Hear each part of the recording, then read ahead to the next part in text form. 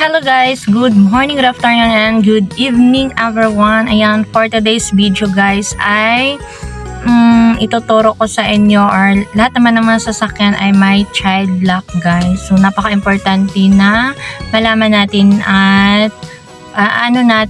i-open yung child lock ng ating sasakyan. So sa amin naman guys ay sa lahat ng mga dumaan na sasakyan sa amin ay parang di namin napansin na may child lock kasi parang wala naman. So itong sasakyan na latest ay may child lock siya guys. So noong isang araw ay nagtaka kami bakit nasabi namin na parang nasira na yung pintuan ng sasakyan kasi hindi na siya ma-open guys. Ito, ganito guys. Oh.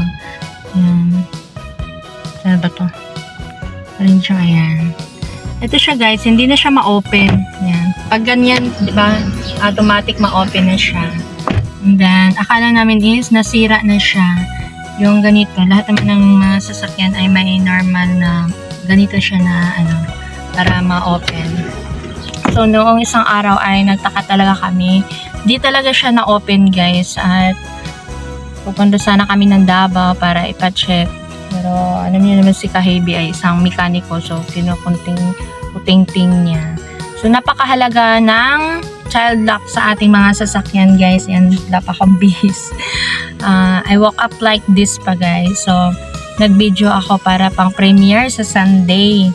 And then, so ayan na nga guys. Sa mga sasakyan natin ay napakahalaga ng child lock. Alam naman natin yung mga bata. May sakay tayong bata. And then, napaka-kulit, napaka-explore ng mga isip nila. So, kahit ano lang ginagawa. So, mabuti yung naka-child lock yung natin, mga pintuan. So, and yes, tuturo ko sa inyo kung saan makikita ang child lock. Let's go. So, ayan guys. Ayan. Open natin. Sa lahat kasi na dumaan na sasakyan namin ay parang di namin na-encounter na may ganito pala siya guys na sikreto. Yan, napaka-importante nito lalo na sa mga may sakay na bata. Yan, napaka-kulit ng mga bata. Yan. Yan. So dito na side guys is normal naman to. Ganito yung open. I-open nyo. Nakalock siya. Then i-open. Yan, ma-open. Automatic open na yan siya. And then, ang problema sa amin guys is hindi na siya ma-open yung isang araw. Kahit gaano pa namin gawin, hindi siya ma-open. So yun, tumawag kami sa kumpanya guys. Ayun, sinabi nila ay naka-child lock pala. So once na naka-child lock siya guys, ayan, kahit ano pa ang gagawin ng mga anak nyo, hindi yan ma-open guys. Ayan, hindi yan ma-open siya. So, ayun, child lock ko na yan guys. So, dito tayo daan. Hindi talaga yan mabubuksan. Yan. Itong side na pintuan, hindi naka-child lock. I-open natin. Automatic open na yan siya. Ayan. So, papakita ko sa inyo guys kung saan makikita yung lock.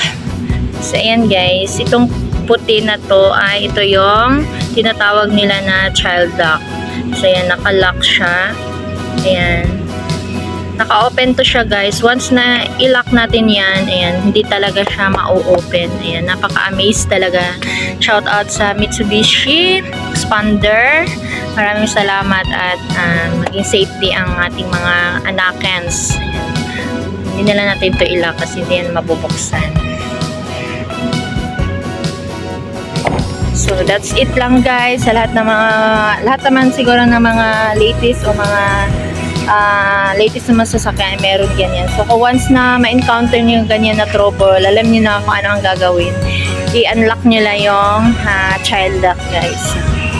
That's it. Thank you for watching guys. Sana may natutunan kayo for today's video kay asawa ng mekaniko. Bye bye. God bless all.